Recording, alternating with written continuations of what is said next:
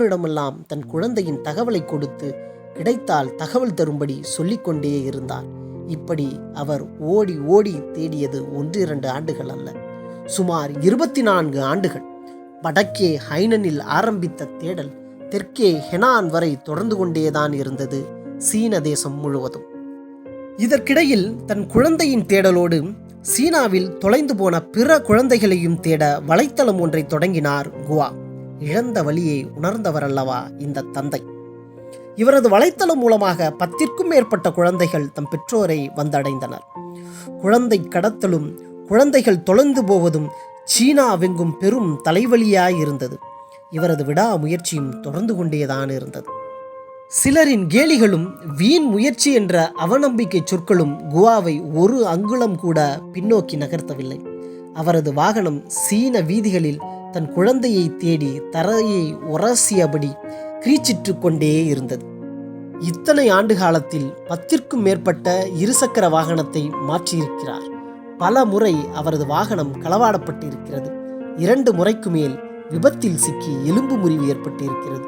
தன் உழைப்பால் சேர்த்த செல்வமனைத்தையும் தன் பிள்ளையின் தேடலிலேயே கரைத்திருக்கிறார் குவா. சில நேரம் வழியில் காசில்லாத போது மக்களிடம் பிச்சை கூட கேட்டிருக்கிறார் அந்த தந்தை. ஆனாலும் அந்த பாச தந்தை ஒரு நாளும் சோரவில்லை. தன் பிள்ளை எங்கோ வாழ்கிறான், அவனை நான் இறப்பதற்குள் கண்டடைவேன் என்ற சிறு நம்பிக்கை தீயாய் எரிந்து கொண்டிருந்தது அவரது இதயத்தில். ஏன் வீணாக அலைந்து கொண்டிருக்கிறீர்கள் என்று கேட்பவர்களிடம் குவா சொல்லும் ஒரே பதில், நான் வீட்டில் இருந்து விட்டால் என் குழந்தையை கடத்தியவர்கள் என்னிடம் அவனை ஒப்படைத்து விடுவார்களா என்ன என்பதுதான். 24 ஆண்டுகால அந்த தந்தையின் தேடல் 2021 ஜூலை மாதம் முடிவுக்கு வந்தது. ஹெனான் மாகாணத்தில் 2 வயதில் தொலைந்த தனது குழந்தையை கண்டடைந்தார் 26 வயது இளைஞனாக குவா.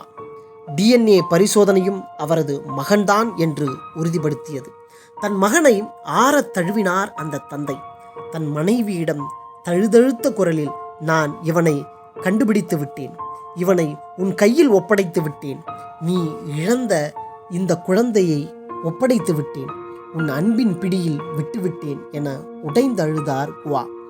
தாய் ஜாங்கிற்கு தன் மகனிடம் சொல்ல, என் அன்பே, என் அன்பே என்ற சொல்லை தவிர வேறொன்றும் இல்லை.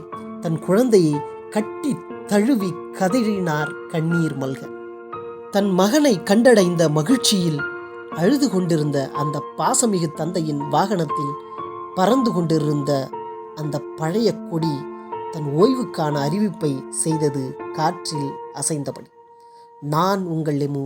இது நம் கதையின் கதை யூடியூப் சேனல். துணை இருக்கும் உலகத்திலே அன்பு ஒண்ணுதான் அனாதையா, அன்பு ஒண்ணுதான் அனாதையா.